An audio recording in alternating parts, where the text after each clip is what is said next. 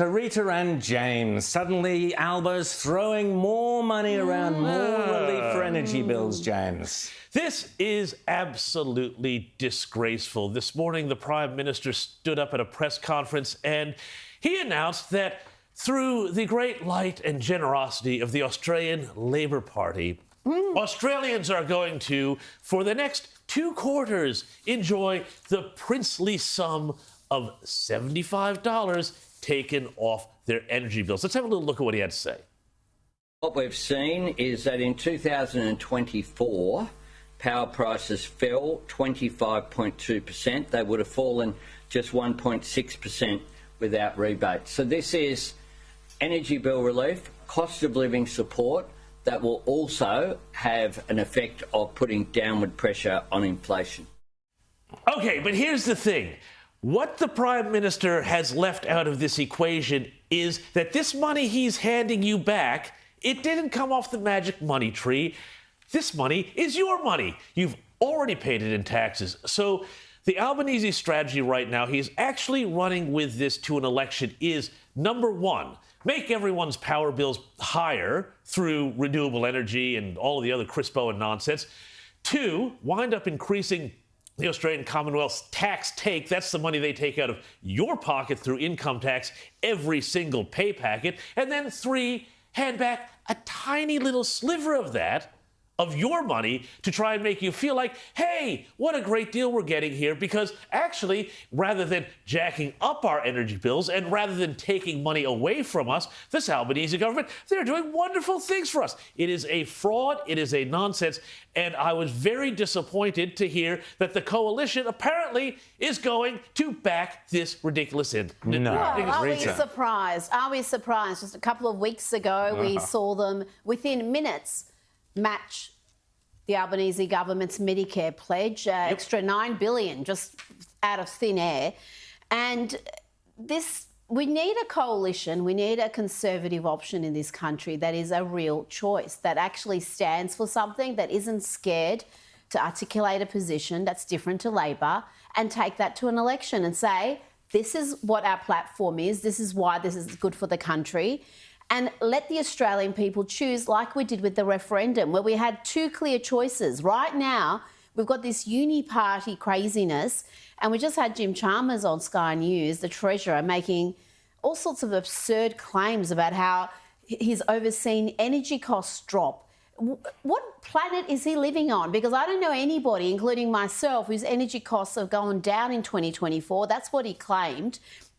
And giving us a subsidy, which is basically taxing us, wasting some of that money in the bureaucracy and then giving the rest of it back as a cost saving of having your energy bills reduced. I mean, you'd have to be economically illiterate to accept that. And sadly, I think this is what the government is counting on. People just not looking at the detail, having their hand out for some relief, when in the long run, that relief is going to cost all of us in the country a lot more. It is inflationary. This is more, the whole Canberra model now, the whole Labor model is take your money, clip the ticket, give it back to you. It is inflationary, and we will never, ever get out of the hole that we're into if we do not do something about productivity. And right now, there was another thing earlier. Jim Chalmers was just on Andrew Clennell, and he was being quizzed about immigration and, you know, why do we need so many migrants? He didn't have a good answer. He just, oh, well, we're going to kind of bring it down a bit.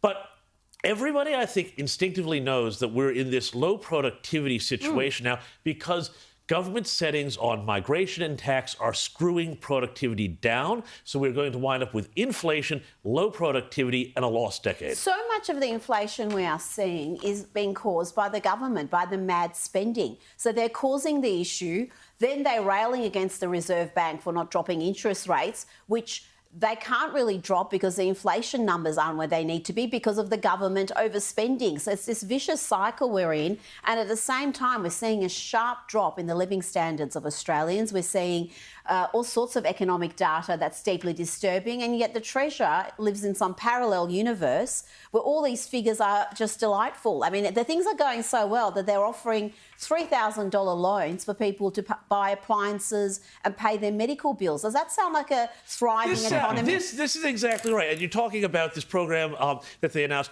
$3,000 for household goods. I mean, it's like suddenly we're turning into kind of a government revolving credit kind of situation here. I don't know how this is going to work, but it is an indictment of how bad this economy is right now. And let's remember, living standards have gone backwards under the Albanese government. They've gone back much further than they did during, the Keating recession or anything else that anybody out there in living memory might have. It's an economic disaster. And every single thing they're going to do here, and watch this budget, because on Tuesday, Jim Chalmers is going to come, and he's going to come smiling up there, and he's going to give his budget and, give you the puppy dog eyes and say, oh, come on, you believe me. I'm just doing this great job. I'm this wonderful treasurer.